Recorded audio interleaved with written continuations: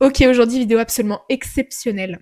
Si je devais refaire mon personal branding de zéro en 2026, voici exactement ce que je ferais. Dans cette vidéo, je vais absolument tout te donner. Ok, si vraiment moi j'étais à ta situation actuelle, effectivement tu ne sais pas comment développer ton personal branding, tu sais que tu dois le développer, tu ne sais pas quelle image tu veux renvoyer, tu sais pas dans quel objectif, tu sais pas quelles sont les émotions que tu veux provoquer, quelle identité visuelle tu veux mettre en avant. Ok, tout ça on va voir dans cette vidéo-là, je vais te dire exactement tout. Et puis voilà, on va aller directement à l'essentiel, je vais parler assez vite, il y aura beaucoup d'informations, ok. Tu as quand même le support Miro derrière, donc ça peut t'aider, mais voilà, on entame directement avec l'étape 1, c'est-à-dire le positionnement et la cible. Pendant longtemps, j'ai fait l'impasse par rapport à ça, je pensais pas que c'était absolument essentiel pour développer son personal branding, je pensais que tu avais juste à poster et que ça suffisait, tu te mettais en avant, tu osais être toi, etc. et ça suffisait. Or, absolument pas. Tu dois avoir une idée hyper précise de ta cible. Ok. Tu dois savoir quels sont les messages qui captent son attention. Tu dois savoir quelles sont les émotions qu'elle ressent au quotidien pour pouvoir positionner justement ta création de contenu avec ça. Au niveau de ton positionnement également, il faut que ce soit hyper clair. Il faut que tu aies des éléments différenciants. Aujourd'hui, tu ne peux pas dire simplement j'aide les gens à gagner de l'argent en ligne.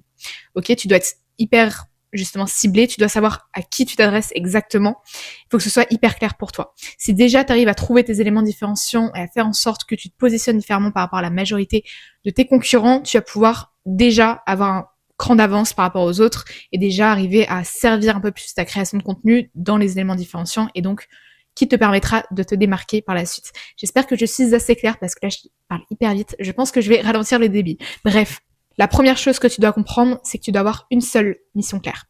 Ok, tu dois avoir une seule offre, une seule proposition de valeur. Tu fais que ça, tu te cibles sur ça, tu deviens excellent sur ça.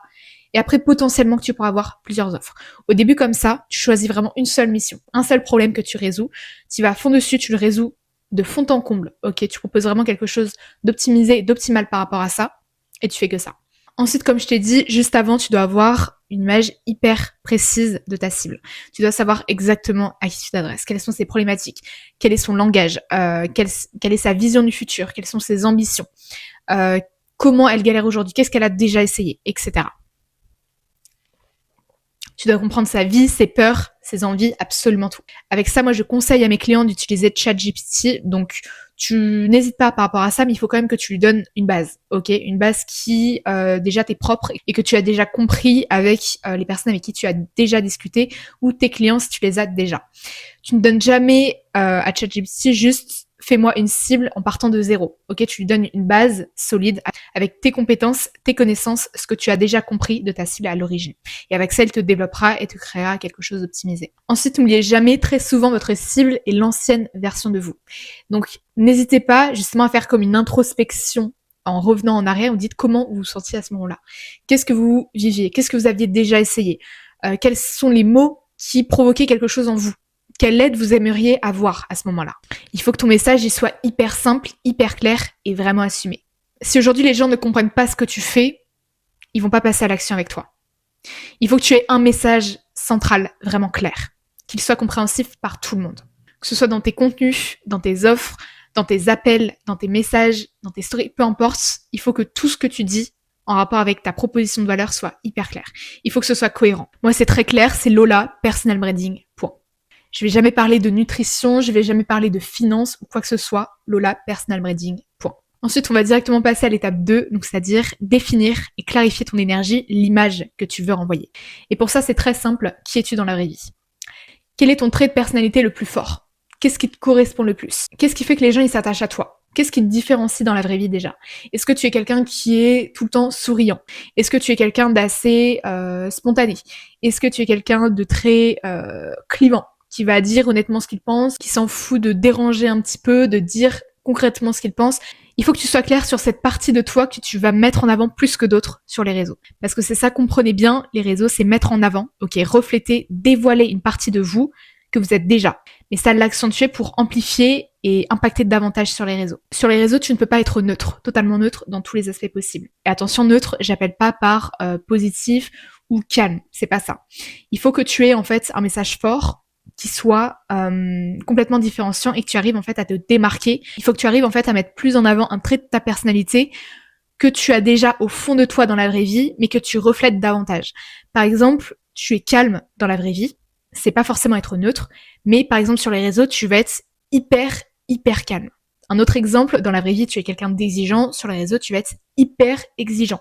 Tu vois, tu vas amplifier à chaque fois ce trait de personnalité. Je peux donner d'autres exemples. Donc, on peut avoir par exemple le personnage accessible. Donc, par exemple, on pense à Tristan Vincent. Tristan Vincent, il fait des vidéos, on est vraiment dans sa tête. On est dans sa vie, on le comprend. On est comme captivé par lui, on est connecté par sa vie, sa mentalité, sa vision, ses problématiques également, etc., etc. Je pense aussi à Mathilde Wood. Mathilde Wood, on est vraiment ancré dans son quotidien, ancré dans sa vie d'entrepreneuse. Elle nous montre un petit peu les coulisses, ce qu'elle pense réellement, quelles sont ses prises de conscience, etc. Donc derrière ça, il y a vraiment une idée de spontanéité, d'authenticité, de connexion en fait réelle avec le créateur, et c'est exactement ce qui vous permet de vous différencier. Donc ça peut se mettre en avant grâce à des stories, ça peut se mettre en avant grâce à des vidéos où effectivement le montage va pas être parfait. Ça peut être aussi des moments humains que vous allez partager, donc quotidien, dans le format RAW par exemple, dans les vidéos, dans les réels, vous allez filmer simplement un moment quotidien, par exemple vous êtes à la salle, vous avez une prise de conscience, vous allez la filmer, vous allez poster ça sans montage, sans cut, sans rien. Bref, ça va être vous en fait. Il y aura aucun filtre, il y aura aucun mur entre la personne qui vous regarde et ce que vous êtes réellement. Un deuxième personnage assez fort auquel on peut penser, ça peut être par exemple Alex Hormozy, Alexis Chunz ou moi, par exemple. Moi, je vais avoir cette image assez provocatrice sur les réseaux. Je vais pas avoir un message, ok, tu es fatigué pour travailler aujourd'hui, ne travaille pas. Je vais vraiment, en fait, arriver à capter l'attention, à provoquer, à créer aussi de l'inspiration grâce à ma mentalité, grâce à comment je vois les choses, ma vision, etc. Donc ça, comment tu peux le mettre en avant concrètement si aujourd'hui tu veux avoir ce message-là, cette image, il va falloir que tu donnes tes opinions clivantes. Il va falloir vraiment que tu oses. C'est vraiment le mot que tu dois retenir, c'est vraiment être toi. Ne pas avoir peur justement de déranger, ne pas avoir peur de provoquer, de recevoir notamment de la haine. Sachez que c'est bon signe. Si aujourd'hui vous déplaisez à personne, vous ne plaisez réellement à personne également.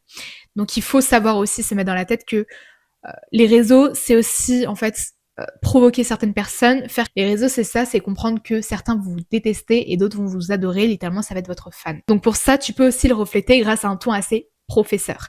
Un ton pas de supériorité, jamais, mais tu vas montrer que effectivement tu t'imposes en fait.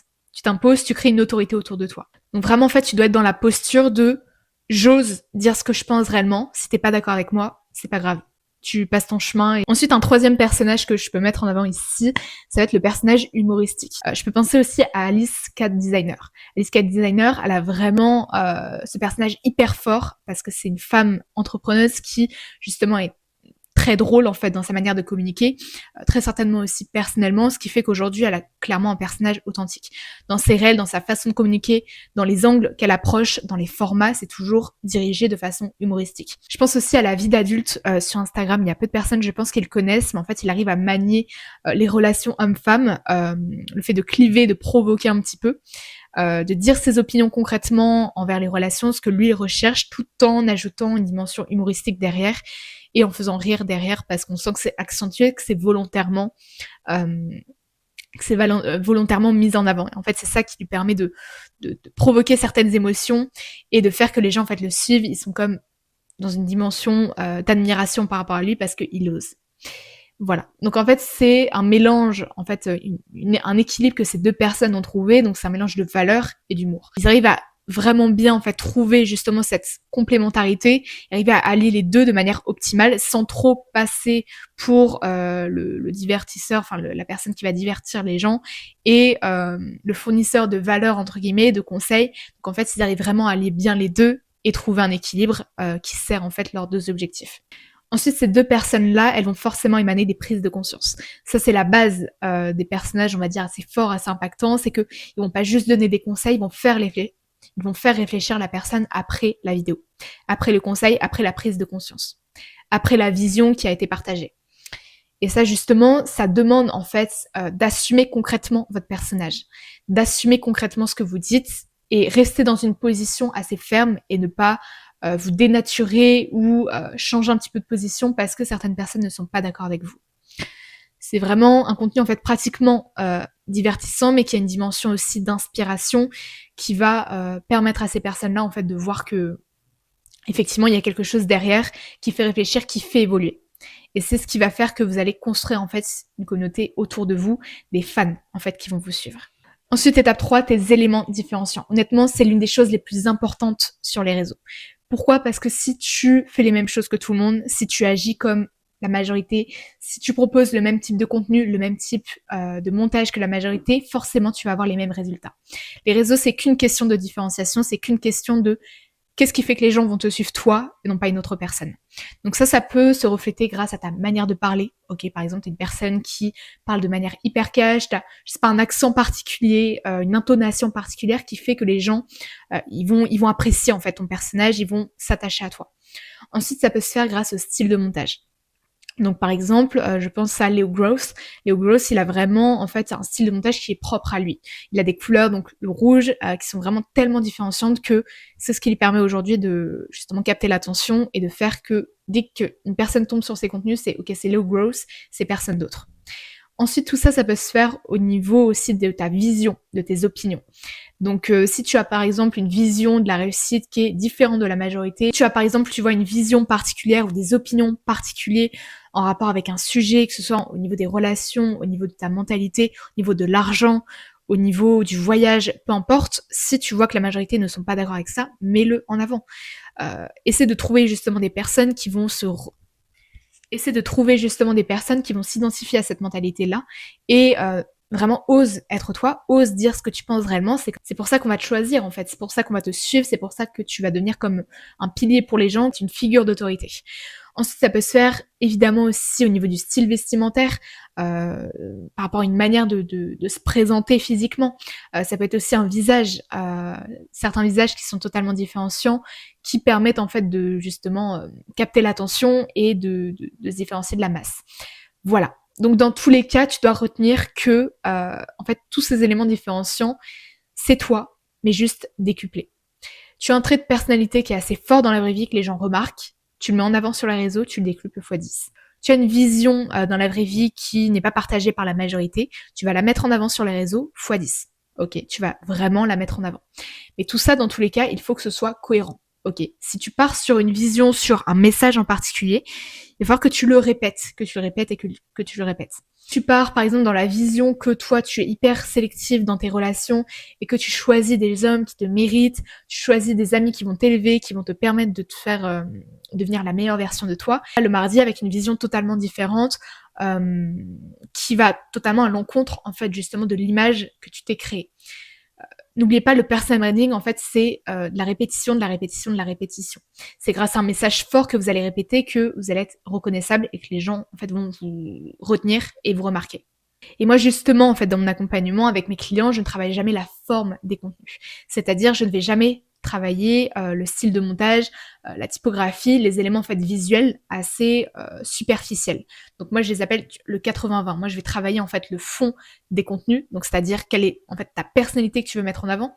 Donc c'est-à-dire quels sont les éléments de ta personnalité que tu veux mettre en avant, quelle est l'image profonde que tu veux mettre en avant, quelles sont les émotions que tu veux provoquer, en quoi en fait tu veux devenir comme une figure d'autorité pour les gens, c'est ce qu'on va travailler. Je vais jamais travailler avec toi, effectivement tes couleurs, bon, je peux pour servir ton message de fond, mais c'est pas ce qu'on va travailler à l'essentiel. Parce que j'estime selon moi qu'aujourd'hui on a besoin en fait d'une connexion particulière avec le coach et avec la personne que l'on écoute. On ne peut pas juste se dire un style de montage, une typographie, ça va servir un message, ça va servir une présence en ligne à long terme, un personal branding. Moi j'appelle vraiment un personal branding, c'est tu es toi en fait, tu te montes sur les réseaux, tu te différencies grâce à qui tu es. Moi j'ai jamais voulu être connue pour mon style de montage, j'ai jamais voulu être connue pour des éléments différenciants visuels. J'ai toujours voulu être remarquée pour qui j'étais profondément parce que je savais que j'avais quelque chose à refléter. Et justement, c'est exactement ce que je travaille avec mes clients. Parce qu'effectivement, avec l'émergence de l'IA, les contenus qui vont être totalement impersonnels à l'avenir, auquel on est en 2025, mais on ne sait même pas où est-ce que ça va en venir dans les 5, 10, 15 prochaines années. Aujourd'hui, on ne peut pas se permettre en fait d'avoir une image hyper cadrée, hyper structurée, hyper contrôlée de nous-mêmes. Il va falloir vraiment avoir une dimension humaine, hyper personnelle dans les contenus, arriver en fait à se mettre en avant de manière totalement authentique. C'est pour ça que selon moi, c'est hyper important en fait de bâtir des jeunes communautés autour de nous sur les réseaux, pas juste fournir des conseils ou raconter son histoire, créer vraiment une image forte, une image impactante, qui va vraiment faire réfléchir les gens. Donc si ce que je t'ai dit t'a parlé, si tu sens que ça t'a aidé et que tu as compris 2-3 petites choses que tu n'avais pas compris avant de regarder cette vidéo, eh bien si tu veux aller plus loin avec moi, tu peux rejoindre totalement gratuitement mon canal WhatsApp Brand Leaders Club. Donc là-bas, j'aide vraiment des entrepreneurs justement à développer leur visibilité sur Instagram grâce au personal branding. On voit vraiment tout, les éléments différenciants, les énergies que tu veux envoyer, l'image, etc. Je peux proposer des coachings gratuits de 30 minutes. Je peux également proposer des documents actionnables. Je peux également donc rediffuser les vidéos ici. Je peux faire des audits personnalisés. Voilà. Je propose vraiment un maximum de choses. C'est full valeur dans ce canal WhatsApp. Ne t'inquiète pas, tu ne recevras pas des messages toutes les heures. C'est vraiment centralisé. Ok, il n'y a que moi qui envoie des messages. Donc ne t'inquiète pas, tu ne vas pas être submergé de conseils bateaux qui ne vont pas vraiment te servir. Donc voilà, si tu veux le rejoindre, le lien est dans la description de cette chaîne YouTube. Sinon, tu vas sur mon Instagram et normalement le lien est dans ma bio. Voilà, merci d'avoir regardé cette vidéo jusqu'à la fin et puis à plus tard.